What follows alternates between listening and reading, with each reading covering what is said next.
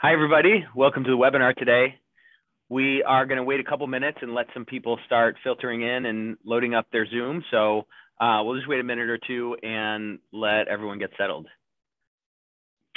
So as we do that, let's do a quick roll call, and we'll do intros in a minute. But everyone, why don't you tell us where you're joining the webinar from? I'm coming from Charlotte, North Carolina. Matt? Well, I am here in Boston, where it is a chipper 95 degrees and hot and humid. All right. Kim, where are you? I'm in Fairfax County, Virginia, where it is also hot and humid. I'm seeing a trend here. Christopher? In New Jersey, and it's 89 degrees, sunny. Oh, that might be the coolest out of the group here. So everyone, as we get into this, if you're attending, we're really glad that you joined us. Why don't you jump into the chat or the Q&A and tell us where you're coming in from. It's always cool to see the different places people are joining, and also find that chat area, because we love getting questions from the audience. We want this to be interactive and helpful to you. So we'll just wait one other minute and we'll get started here. I do see somebody from Phoenix who said it's 91 degrees there. So it is hotter in Boston than Phoenix, which is just an outrage against nature. But that's just not supposed to happen. No, it's not. As long as it's not snowing, man. I will say Hurricane Henri was a big miss for Boston. We had some mild rain and some mild wind, and I know Rhode Island got it square in the face, but that's about all. All right. All right, well, let's jump in. I'll hand it over to you in a minute, Matt, but want to welcome everyone to the webinar today. I'm Gallo, co-CEO of ComplianceLine, and we're really excited to cover this issue with everyone today, assessing corporate culture and driving speak-up behavior. It's obviously critical to so many of the things that we cover and that we as ethics and compliance leaders care about, and really excited to get some great guests on here and some great discussion about how to really impact your corporate culture. So I'll hand it over to you, Matt, for a more thorough introduction, but just want to remind everyone that we will have a recording of this webinar to send out to you as a follow-up to this. And then also, like I said, please jump into the chat as we get going here and let us know if you want us to clarify something, tell us about, how genius it was, something that one of the panelists said, or ask us a question, and we'll try to work it in and make sure that this time that we're all spending together here through the screen is as valuable to you as possible. So take it away, Matt. Sure, thank you. So hello, everybody. As Gio said, I am Matt Kelly. I am the editor of Radical Compliance, and I moderate these webinars for ComplianceLine from time to time. We are here to talk about corporate culture, and more specifically, how to drive speak-up behaviors so you can have a better corporate culture. I think everybody knows that is very important. Regulators love to talk about the importance of corporate culture.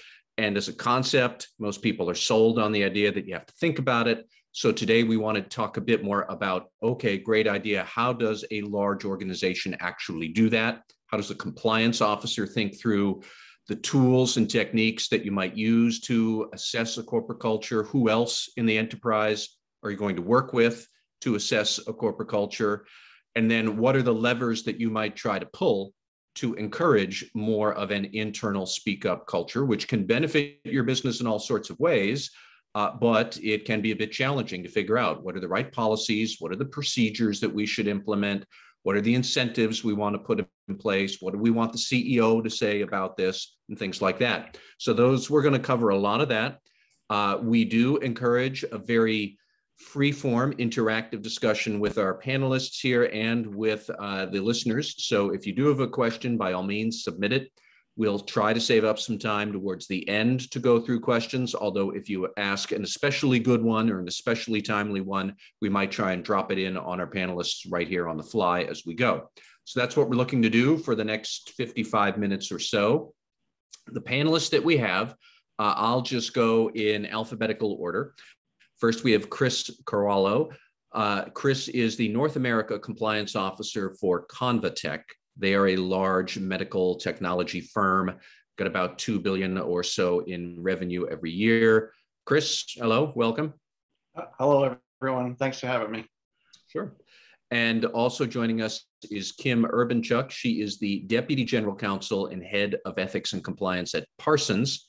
They are a large engineering and construction firm, a lot of defense contracting, IT services, things like that. So Kim, welcome, and thank you to you too. Thank you for having me. Sure. And then we also have Gio, who is the co-CEO of ComplianceLine and who shows up for everything. So Gio, we're always happy to have you as well.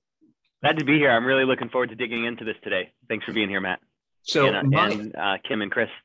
My first question was just to ask all of you, broadly speaking, how well do you think companies are doing today at assessing corporate culture? Because we see a steady stream of what I call blow-up stories in the media where employees at company X are suddenly complaining about a toxic culture that has lasted for years, or there's a regulator who's taking action against the company for that. And I won't name specific names, but there is a large video game company out there at the moment that just had this happen to them. Those of you who play Warcraft or Call of Duty, you know who I'm talking about.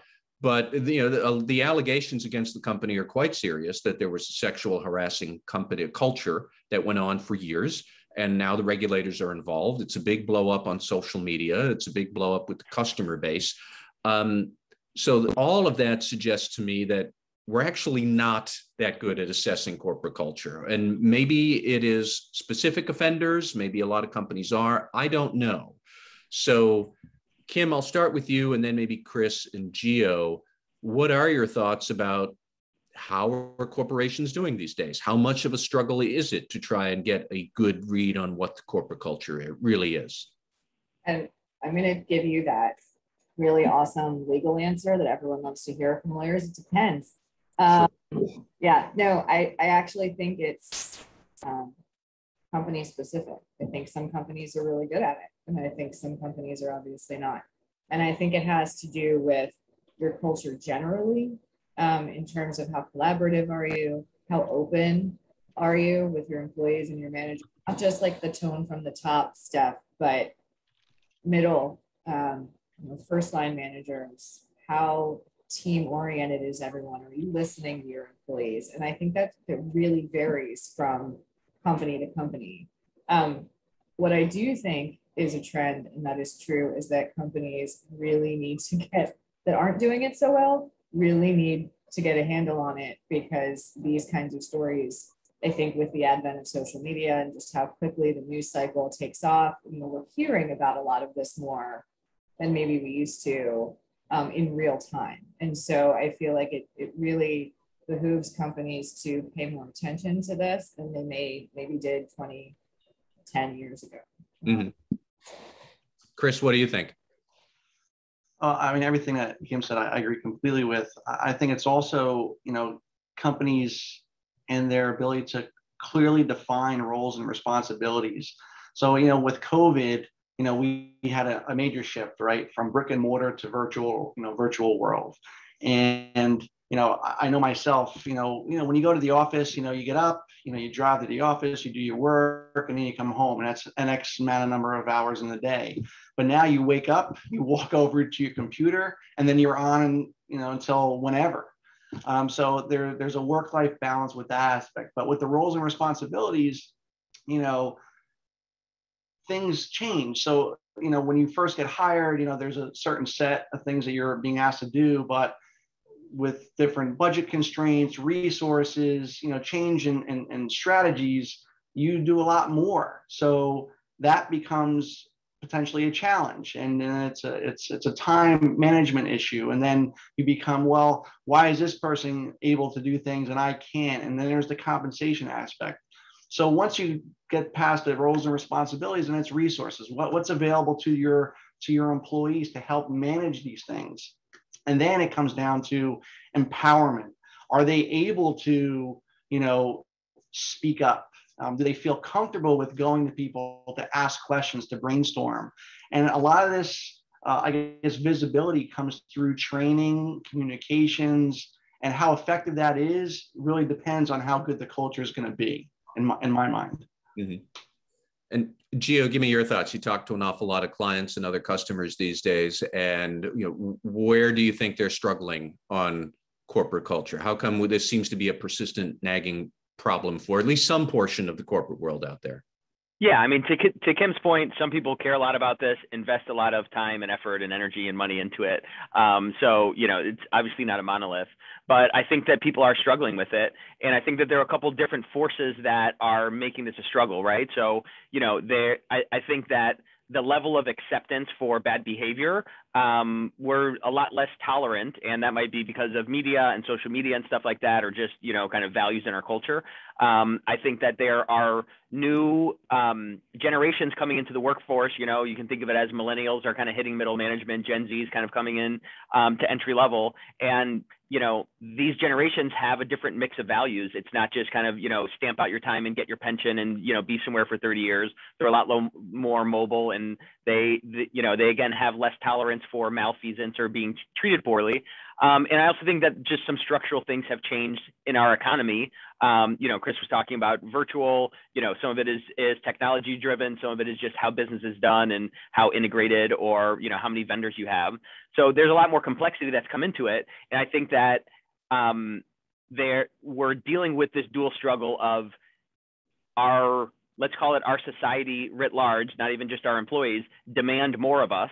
And also, it's becoming harder to do the culture things that we talk about, because you're virtual, because your company's bigger, because you're handling a lot more complexity or whatever it is, right? Like, companies are not like simplifying and doing fewer things; they're doing more. So I think within that, like, I want to encourage everyone that, like, this job is getting harder of doing culture well. So you don't need to just kind of be at pace. You may have to catch up and run faster than someone had to run 20 years ago.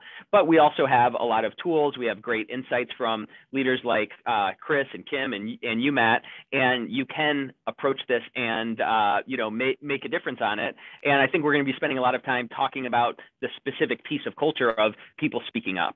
And I think that that's a really great way to unlock a conversation. Thanks for jumping in on the chat, everyone. Some people were talking about, well, are we talking about speaking and listening? And when your speak up culture can drive a conversation where you're finding out what's going on, you're telling people, what you're doing about it, and you can get a real dynamic conversation going. I think that this speak up issue has a really strong potential to unlock a lot of transformation and strength in the overall corporate culture, which includes, how people are treated and promoted and all of that stuff. That brings up my next question. In fact, a slightly different one that I had originally wanted to ask about why assessing corporate culture is getting more important. But all three of you actually touched on a lot of the changes that are happening. So moving to a virtual world, which can radically change your culture. And we have a much more diverse workforce than we did, say, 25 years ago. And in many ways, they're more demanding of better conduct. But we also have so many more stakeholder groups that I think are empowered by social media, where I'll say they feel emboldened to express their opinions about your corporate culture, regardless of how well informed those opinions are or are not. But social media has allowed a lot more voices to try and horn in on what the corporate culture is. So I suppose really my next question I'd like to ask is, how much in your organizations do you see that managers get that urgency here? I suppose a lot of senior managers and boards will always say, oh yeah, corporate culture is important. I'm also curious about like middle managers or operations people in the first line of defense, or others who might not necessarily have thought about organizational culture before. Like, do they feel a sort of a more pressure to understand what this is and try and keep the corporate culture right? What do you see, or what do you think is going on out there?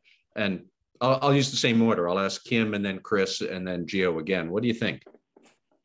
I think that with COVID, actually, and also kind of the changing workforce, right, that our sort of mid-level managers, first line managers, project managers are getting a kind of crash course education. The ones that weren't quite so savvy on this stuff or didn't really pay attention to it perhaps as much as like someone like I do prior, are really, there's been like a giant jump in their understanding during COVID. And the reason for that, I think, is we've seen with our employee base, because we're kind of on a work from anywhere that you can model right now. We're kind of going to like ultimate employee flexibility, lots of power in the employee base's hands. And we're doing that because, again, kind of going back to some of the comments, we're trying to listen to what our employees need to function at their best for the company, right? And for themselves. And so I think that we've put a real emphasis behind listening as opposed to just telling people speak up, but listening to them when they do, and then pivoting and showing them how we're changing. Not just listening, making changes and not talking about it, but like, okay, we heard you and we're going to do X and we're going to do Y in response to that. And that's brought a lot of kind of middle management. I hate that term because it sounds so like office. Right? But it is. Midline people managers, first line people managers are really starting to understand that this is in order to keep people engaged and to keep people on board, right? Because people have a ton of options. If they're not feeling listened to, they can go to 100 other companies that'll let them work remotely and who will listen to them. And so there's a lot of change in that space, and we put a lot of resources behind training our people managers, giving them resources to kind of improve that. So I think it's evolving, and it's evolving very quickly. And so for us, I think COVID has actually kind of kicked that into high gear. Yeah. Chris, what do you think? I mean, I think I go back to, roles and responsibilities, and, I may have more alignment with the culture being in marketing versus me being on the manufacturing floor, right? Also, do I have computer access, or am I only getting information through just, communications, verbally? And then, how effectively is the leadership communicating the big picture? What's the short-term and long-term strategy? And then last but not least, like, where do I fit in as the employee? And if I can't readily answer that question quickly, then that's where you have, culture leak and people becoming disenfranchised and then potentially wanting to go elsewhere, as Kim mentioned. So, it's a moving target, and it all comes back to, reinforcement of messaging. And I know we're going to get through that later in the presentation, but I think that's a key aspect of strengthening or enhancing a culture. Well, first off, Chris, I want to give you a prize for using the phrase culture leak, which I think is an excellent descriptor for the threat that a lot of compliance officers and other managers are worried about. And it does kind of lead into, I wanted to ask a couple of questions about assessing corporate culture. I promise we're going to get to how you encourage a speak up culture, but especially these days, if a company has shifted to a lot of remote work, that is a very disruptive thing. There could be a lot of culture leak or culture drift or whatever you might want to call it. So how could a company try to assess corporate culture? And I don't know if that's workforce surveys, or do you, the compliance person, lean on HR to figure out what to do, or do you look at hotline calls or whatever? But I was curious if we could talk a bit about what are the actual good ideas to get an assessment of where your culture is right now. Are you suffering a leakage? Are you suffering a drift or anything? Gio, I don't know if you have any thoughts first, and then I'll ask Kim and Chris about that. But what would you recommend? Yeah, I'll start with some ideas. I think that on one hand, there's probably a lot of things that you already have access to that can inform you on the strength of your culture. On the other hand, you probably are not measuring this as a KPI that every quarter you're putting up a slide to, bless you. You're putting up a slide to the board that says, hey, here's our new culture rating. We hit 102 points on it. So there's progress to be made, but we have a lot of this stuff in place already. So I think that as you define culture, you need to look at it from a few different perspectives. So you can get some hard numbers about what is your employee retention, what is your turnover, what's your, you can get employee engagement surveys and scores and stuff like that. I think a lot of this needs to be informed by some subjective, anecdotal, just kind of discussion and communication, which I think a lot of times we as ethics leaders may be kind of slow to like leverage or step into a lot because it's hard to quantify and it's hard to wrap it up and say, yeah, we got that done. But I know at our company, and we talk to, clients in the market about this, just having that conversation and saying, hey, managers, how do you feel people are doing? Or, having a survey or, a round table or town hall to kind of take the temperature of people can give you some sense of, again, maybe not like where to put this on the thermometer of how great your culture is, but what things you need to do. And then ultimately there are going to be some things that you need to invest in and step up in, right? Like, do people feel like they're going to get retaliated against if they speak up about this issue? Well, you know what? I'll tell you right now that that's a culture killer. And you may not see it in your next quarterly earnings call that like, hey, profitability fell through the roof because everyone's sitting around, clammed up. But over time, that's going to just, erode your culture and your buy-in. And you know what? I think that what is going to help us understand how important it is to invest in not just building your culture, but to your point, Matt, measuring it and assessing where we're at, is understanding that the 2020s that we're in right now, this is the decade of culture. Okay, this is not the, we didn't just like figure out computers and we're just doing startups and we're just doing lean manufacturing. What is going to drive the difference between companies and attracting talent and performing in the marketplace and innovation are these things about culture and your diversity and your employee engagement. And over the next 5 years, you're going to see companies accelerate and get that talent that is so valuable. It's a very tight labor market right now. When you have the right things in your culture where employees feel like they belong, they know how they fit in. To Chris's point, that's an awesome point. They feel empowered and things like that. So I think that, we can leverage some of the things that we have. How many calls are we getting to our hotline? What type of issues are people speaking up about? What do people say? And, how many of them take the survey and stuff like that? But ultimately, if you don't have this right and your culture isn't tight and on a continuous improvement velocity, well, who's going to leave first? It's going to be the people who have options. It's going to be the people who say, hey, you know what? I've invested in myself. I've grown in my career. I've performed really well. And you know what? I don't really have to put up with this anymore. And I think more and more of our culture and the people in our workforce are phasing into that type of attitude of, you know what? I'll take a $2 or $5 an hour reduction in pay to not have to put up with this. And the first people who are going to leave going to be this brain drain of the people who are most qualified and most able to help move you forward. So I think that you need to put a bouquet together of different indications of your culture, and you need to mark that on an ongoing basis. And some of those are going to be objective numbers that you can put on a scale, and some of them are just going to be indications that will later, if you solve them, show up in those objective numbers. But I think we have to take this kind of comprehensive approach of we should be looking at a bunch of dials to see how the engine's running. Kim, give me some of your thoughts there. And I still want to stick with this idea for a moment here about how, what tools and techniques could somebody use for assessing corporate culture, especially at a larger organization when you need to be a bit disciplined about it.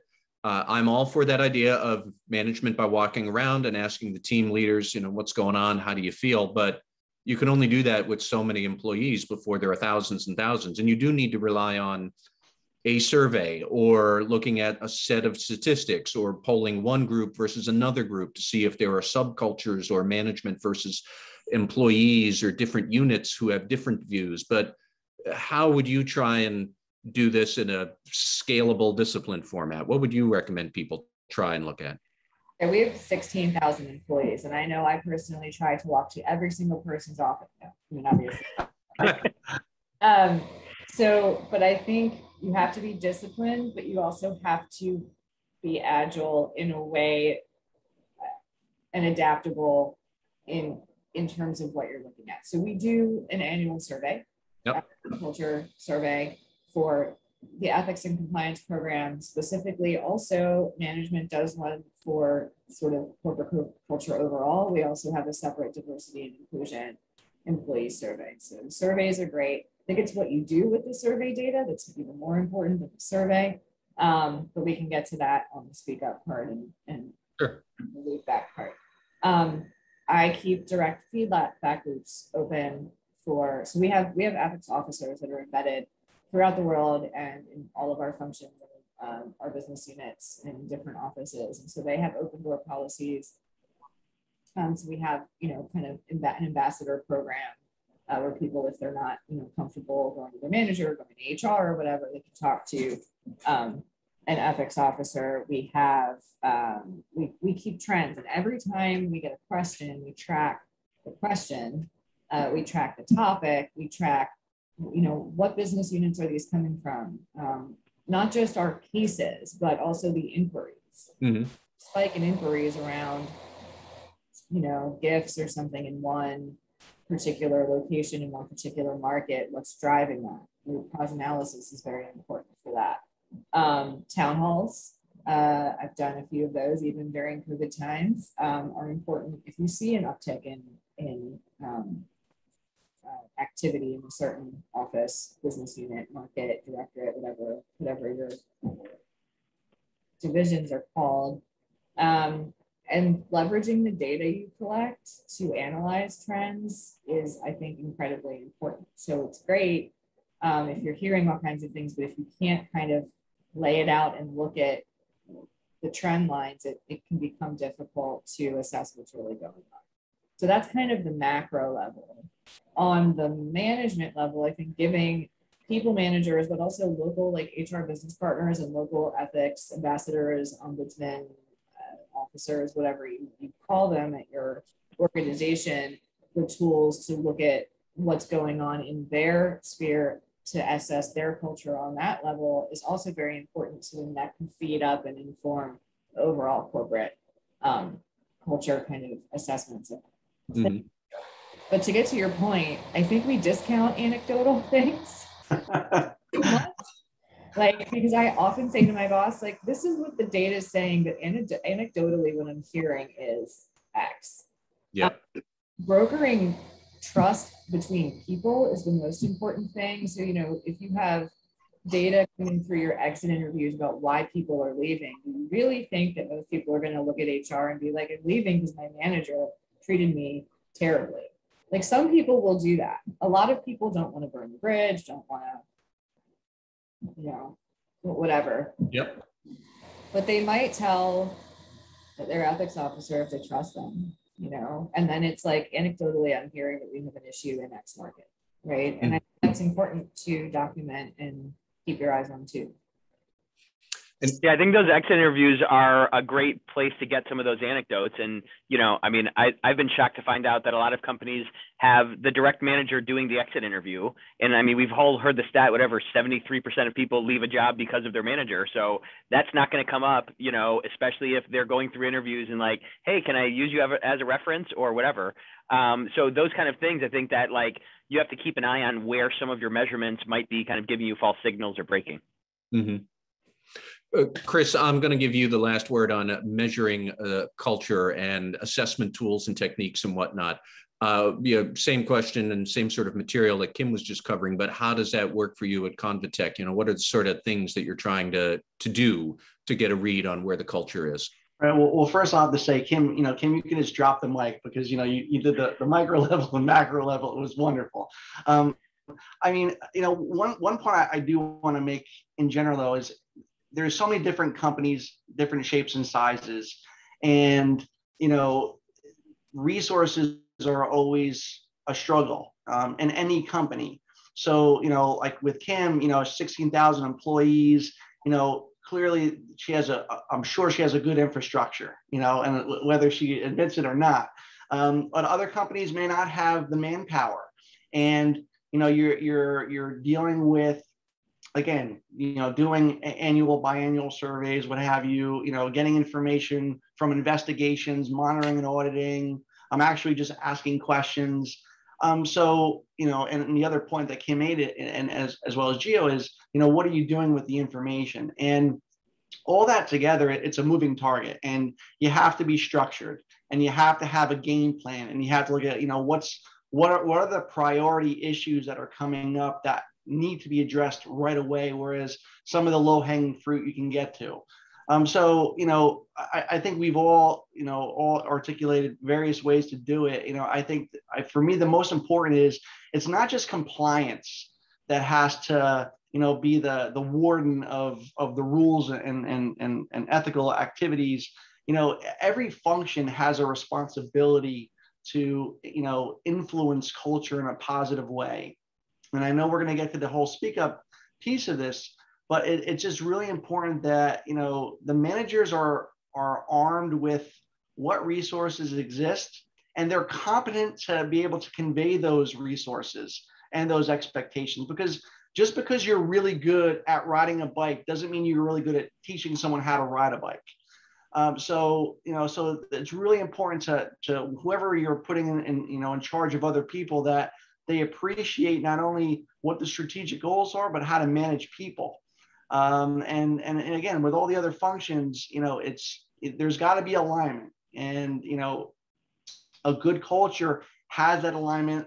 We're all marching to the same beat, and we're all reinforcing to, you know, the people within the company.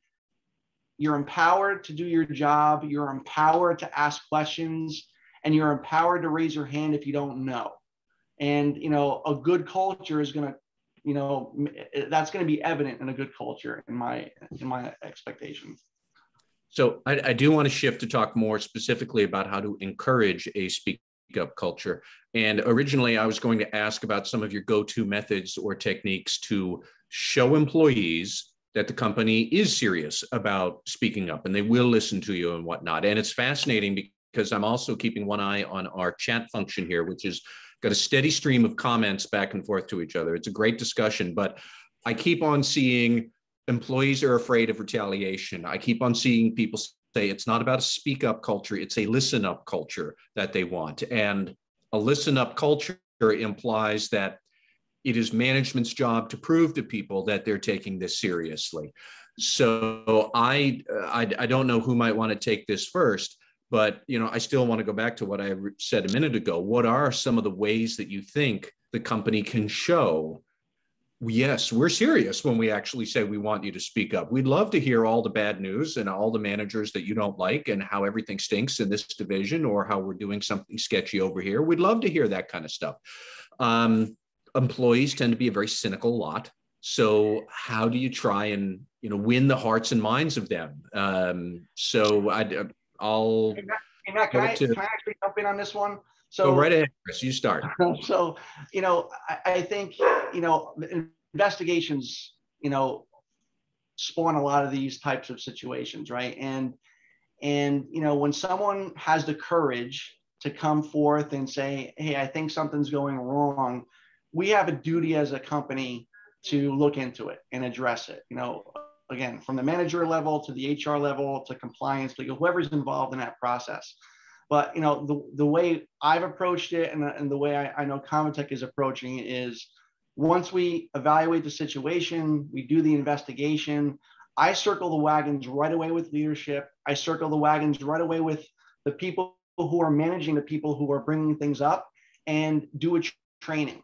And, you know, again, you're training on obviously the areas that came to light, but even through that training, which I think is really important, you're asking questions during that training. You're not just pontificating and letting everyone listen and then walk off.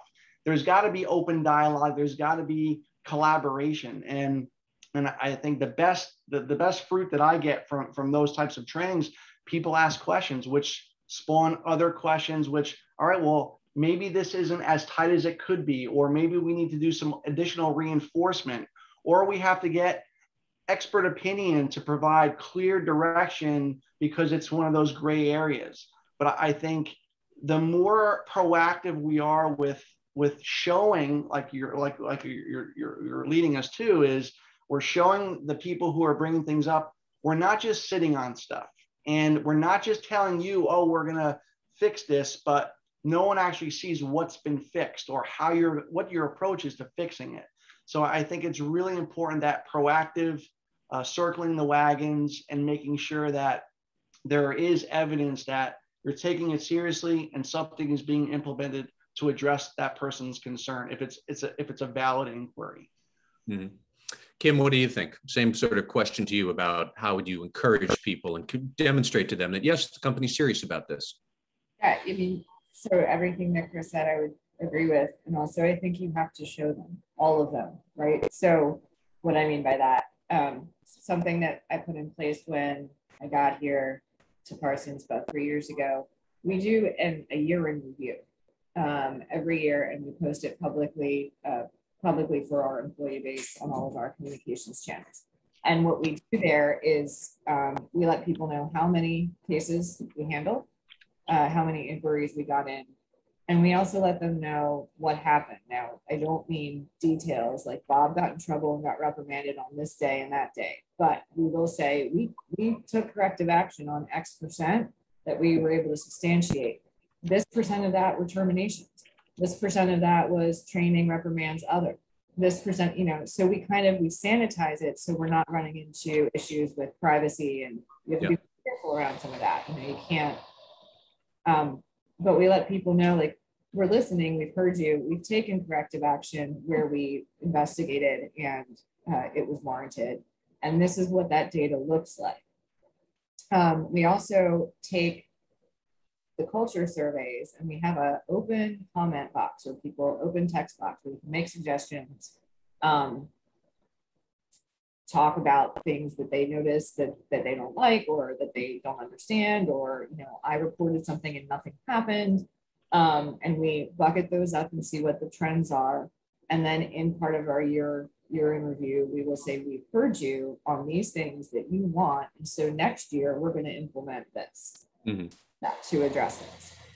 On the more micro level, right, I'm going to do both again. Every ethics investigator and officer, once they're complete with an investigation, has to go back to the reporter and let them know the outcome, even if they can't tell them the details, right? So everyone involved gets this is what happened in this matter.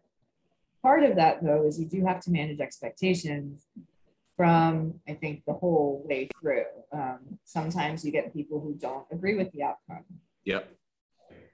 And, we're bound by certain labor laws, certain internal procedures, certain things, if you come in and make a complaint that someone made a joke you didn't like and you want them fired immediately, that might be something we give a warning for. And so you might not be satisfied.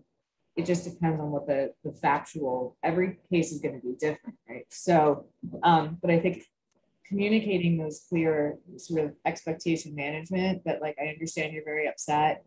You might not, the outcome may not be instant termination, or like, oh, this isn't a big deal. And we're like, wait a minute. Yes, it is. Like, it's more serious than they think it might be, kind of keeping people in the loop the whole way through and not being so cryptic where you don't have to be. Now, granted, there are certain situations where you really can't share certain bits of information, but being as open as you possibly can during the process also engenders trust in the program, and people want to use the program. Nice. We have several people who have been commenting about the challenges of, in an ideal world, you would go back to the reporter and tell them this is how it's resolved.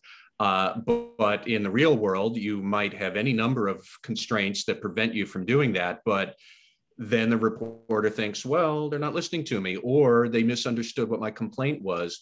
I really liked your point about managing expectations, or maybe even taking it as far as giving people sort of preemptive training on, here's how things might typically get resolved, or here's how you might typically experience the end if you're a reporter, including the idea that we might tell you we investigated and we can't tell you what's going on, and kind of warming them up to these potentials for maybe misconstruing that they feel like they haven't been heard when actually they have, but there are various reasons why you can't give them exactly what they want.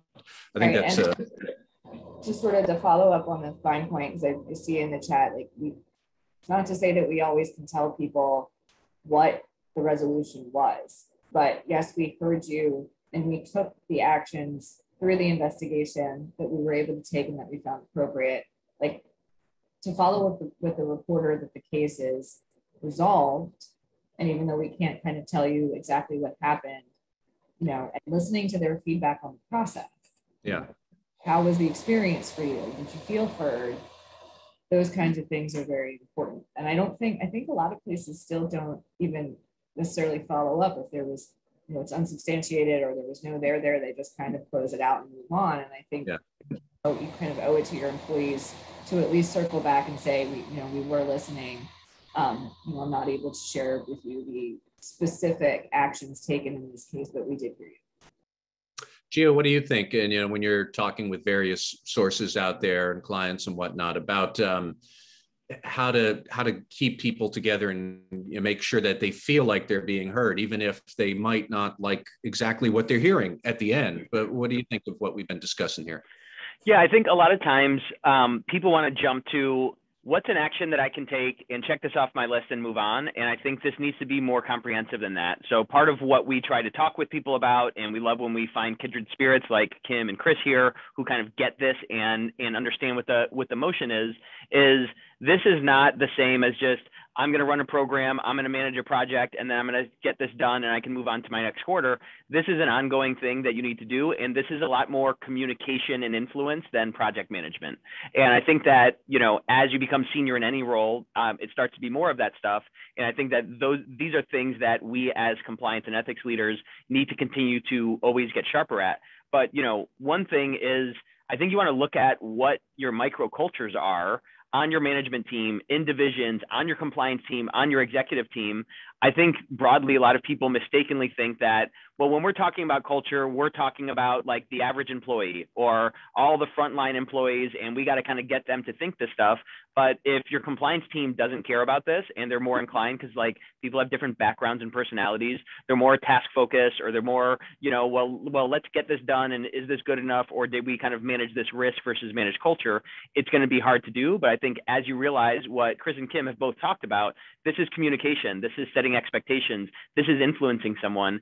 And we have to just admit that we're kind of up against it here. Like, this is a difficult thing, influencing hundreds or thousands of employees on an ongoing basis, fighting against all of the media that people see or the stories that they hear that's going to be much more visceral of my friend at another company got retaliated against. We need to fight against that perception and say, hey, that's not how we do it here. And you got to realize that, like, on average, your employees are probably at least 100 times less concerned and knowledgeable and aware of the things that you're doing from a cultural leadership management perspective, or just from a compliance team. So they're probably not going to notice that, like, oh, I think that person probably got disciplined, or like, oh, they must have gone through some training. So they're not going to notice that. So you have to communicate around it, and then you have to extra communicate, keep doing it, because I think you said it, Matt, like, employees are kind of a skeptical bunch.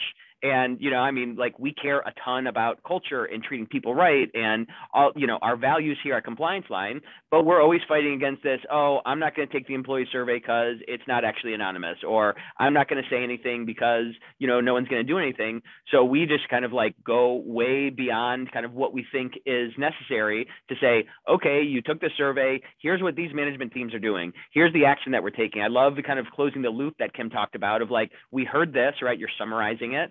And, we're going to do these things from it. And you can build your own accountability, that because you have to assume, like, someone's probably not walking into my office and saying, like, hello, what is compliance doing this quarter to help our speak up culture? They're not going to ask it, but you got to be telling them if you want them to have that perception.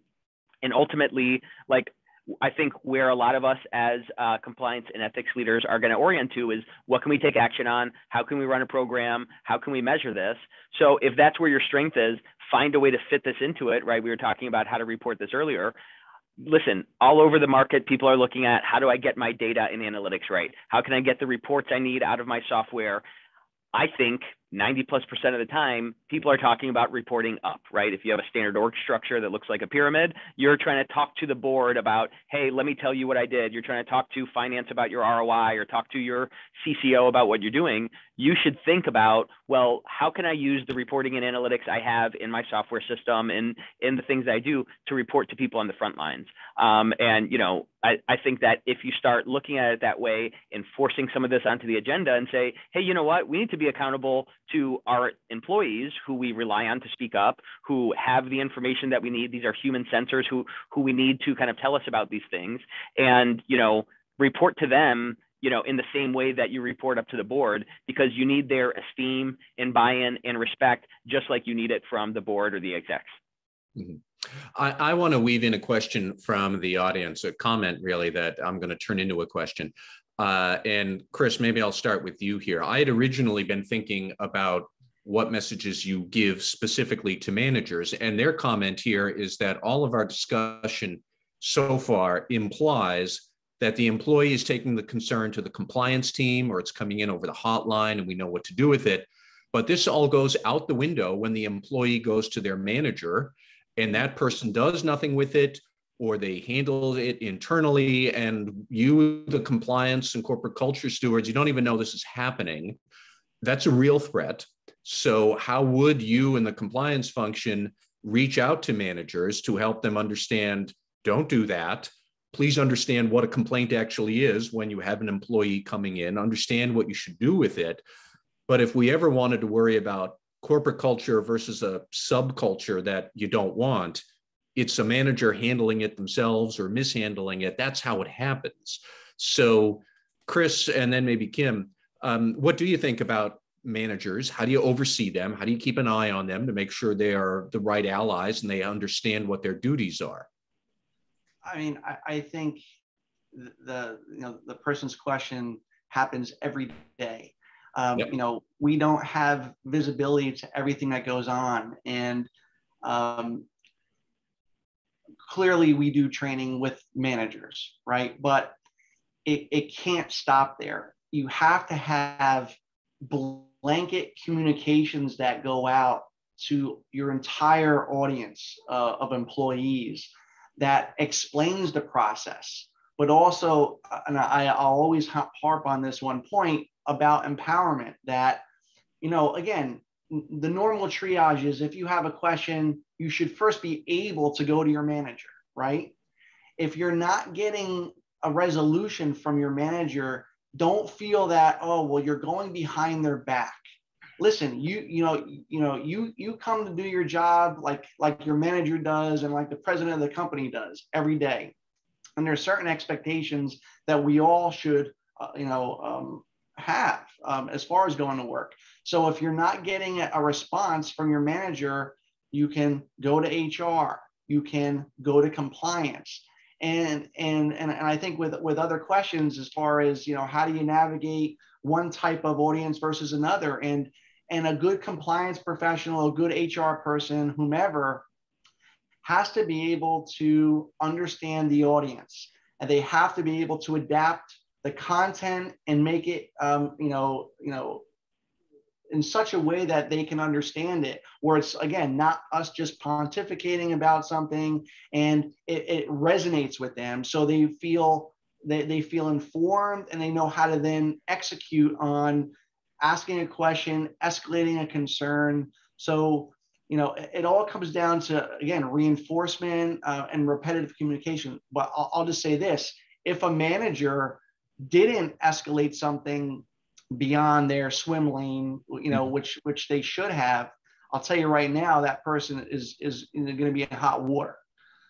So, for anybody at an organization, doesn't matter what your role is, you need to know when I can follow up, and if I'm not getting a resolution, who I can go to. And again, the compliance organization, as well as all the other functions, they have to make themselves available. They can't be ivory tower people, making rules and regulations and being that, the hammer. They have to be a business ally, a business partner, a business supporter, but maintaining, the ethical line for not only the individuals, but for the organization. Sure. Kim, what do you think, and how do you handle the middle manager ranks there, and what special attention they need given their role?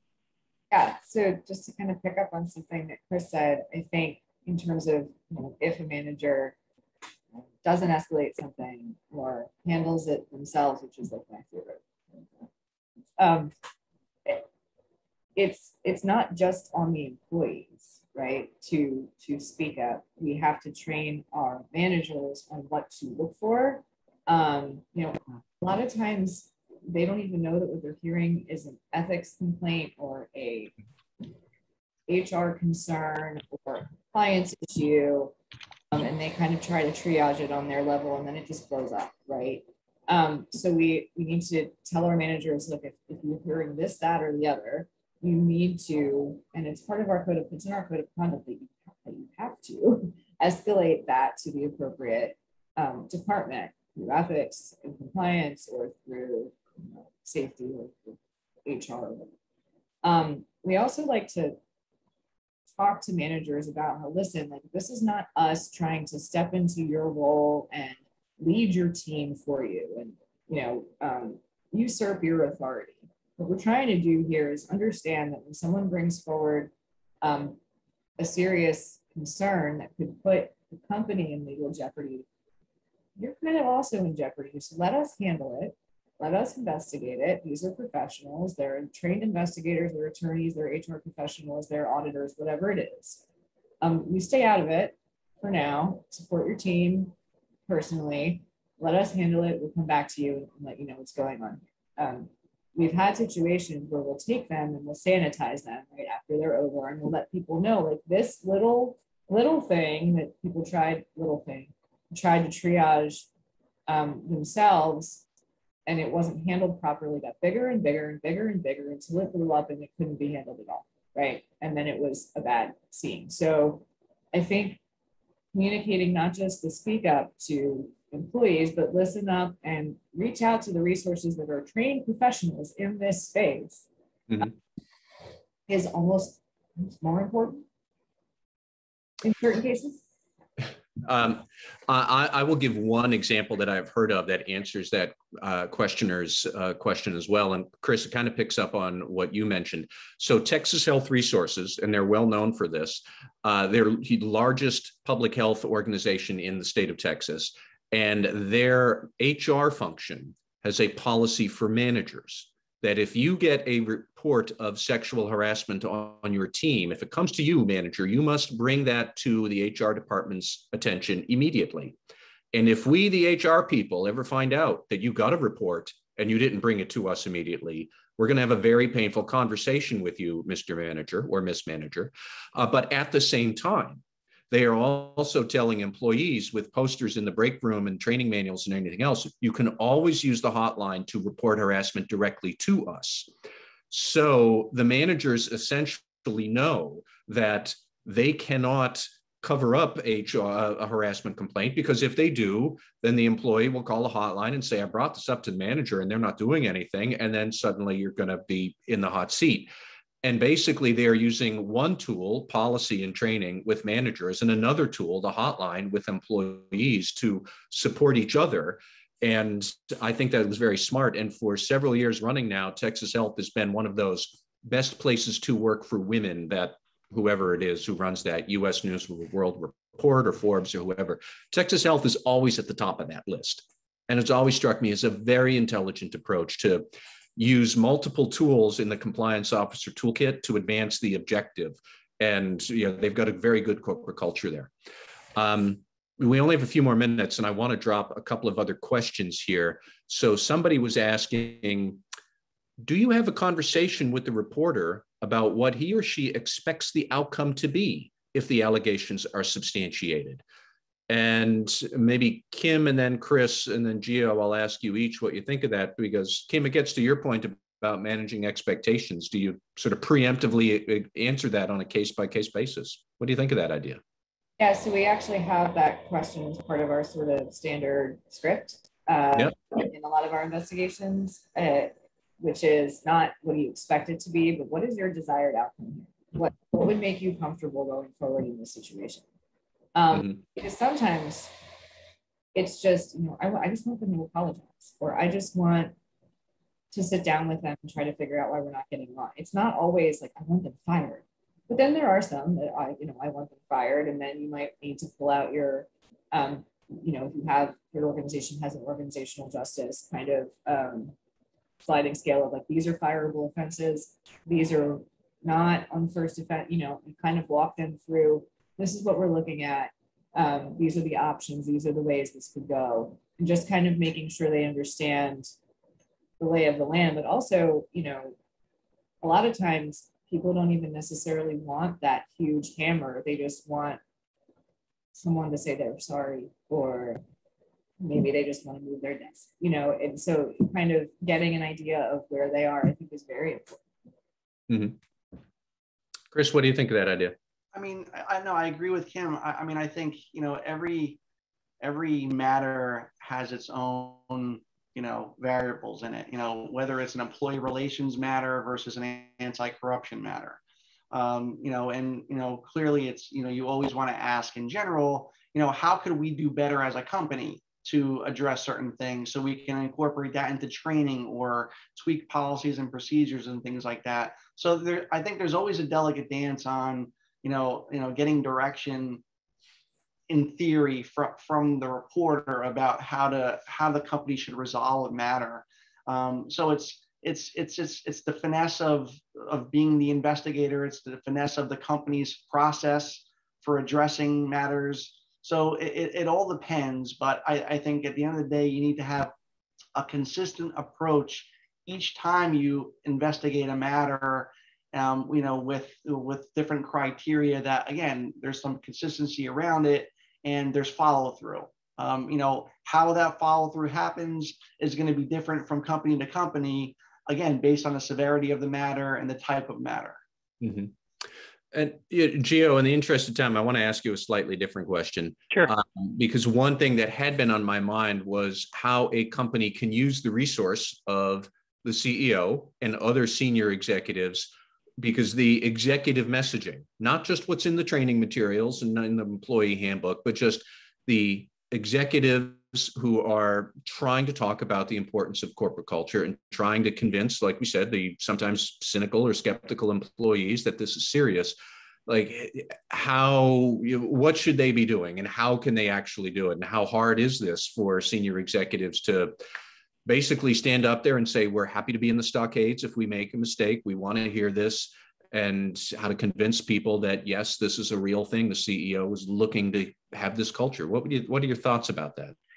I think it needs to start with an understanding from leadership, be it the CEO or somebody else, that there's an exchange that happens here, and there's a little bit of giving up some of your rights or power or authority as you engage people in this, right? The command and control approach that says, hey, you know what, sit down and be quiet and I'll tell you what you need to do. You maintain a lot of power. And this is more, the culture that, more and more companies need to build is, hey, you know what, I'm going to ask you what you think. And I'd like to know where you would like this to go. And then, big shocker here, I'm going to treat you like an adult and a human and explain to you what the structure is here, rather than just saying, okay, leave it with me, go back to work. So I think understanding that, this may be a different approach than you're inclined to take. And then also understanding, like, you got to know your audience, right? So that CEO is probably not thinking about policies and audits and speak up culture and, culture generally as much as we might be as compliance leaders. So let's make it easy for them. Write a script for them, suggest, hey, I need you to spend 5 minutes recording this video, and make it so that they can calendar it and then give it to you and empower you. But, listen, it's pretty standard to have, your executive write an intro to your code of conduct. That's a good idea. They can do an intro on your e-learning and your video training. They can, participate in, maybe not just sending out a broad message of, hey, here's a video of me saying we care about people because they're our most important asset, but why don't you get them to be your mouthpiece for some things that you want to communicate? Hey, you know what, our compliance team really made a lot of good progress here. Or, hey, look at these, culture is what we celebrate and what we reject. So have your executive or have, maybe leaders within a division talk about, hey, you know what, someone spoke up and we found out about this thing and we've retrained everybody and we're counting, so now let's engage in some accountability. We're counting on this helping that issue, and get them to say these things that, listen, I mean, I hope this isn't offensive to anybody, but a lot of employees are going to pay more attention to a message from the leader of their division or the CEO more than even the CCO. So use them to be your mouthpiece and make it easy for them to be an ally. Because listen, what a lot of this is not kind of a black and white two sides of compliance, and the good people at the company care about people, and everyone else who isn't doing what we think they should, they're all bad people and sociopaths. There's a bunch of people in the middle who we can get on board with this initiative, understand that we're actively trying not to retaliate against you, understand that we want you to speak up. We just need to make it easier for them to adopt it. And doing some of those, having your executive or CEO make some of those statements, or, using the authority that other people have and, the popularity or the attention that they have to be an ally, make it easy for them to get this halo effect of, hey, you know what, I'm working with the ethics team because I want my team and the people around me to be treated properly, and, allow them to benefit from, the culture that you're trying to build, because that's the beautiful thing about what we're talking about here. As you have a speak up culture, as you have a strong culture that cares about people and treats them ethically, it's not just like the execs get paid a bunch more and everyone gets a pay decrease. Everyone can live in a better environment, and we can meet the challenges and meet the mission of our organization better when we make the right investments in these things. Mm-hmm. Well, we are at 1 o'clock and we're at the top of the hour, so we're going to have to leave it there. Gio, you get the last word. But Christopher Corallo from Convitec and Kim Urbanchuk from Parsons and Gio from ComplianceLine, you gave us a great conversation. Thank you to everybody who was filling in all of these comments all the way through the whole hour too. I really appreciate that. So that concludes this podcast. I don't know, Gio, if you have any other farewell remarks, but thank you everybody for listening. Yeah, just thanks for joining, everyone. Kim and Chris, you guys have been phenomenal on this webinar. I so appreciate you lending your expertise and your genius to really our audience here. Everyone who's been in the comments, I really love that. So please come back next time and jump in there. Keep an eye out for, we're going to be doing some LinkedIn Live to follow up on this, and, get in touch with us at ComplianceLine if we can put you in touch with somebody or share some resources that we have that can help you do this. Obviously, we do case management and hotline and e-learning and a bunch of other things that you can do. Also, just a quick plug, we're putting some resources out there. Compliance Week is coming up. It's, coming quickly. So we have a landing page with a bunch of ideas and resources to help maybe just brainstorm and give you some ideas or some things that you can launch. So we'd love to have that be a resource for you. Finally, we will send a recording for this around, and let us know what we on the ComplianceLine team can do to help you make your world a better workplace. Thanks, everybody. Farewell. Thanks, everyone.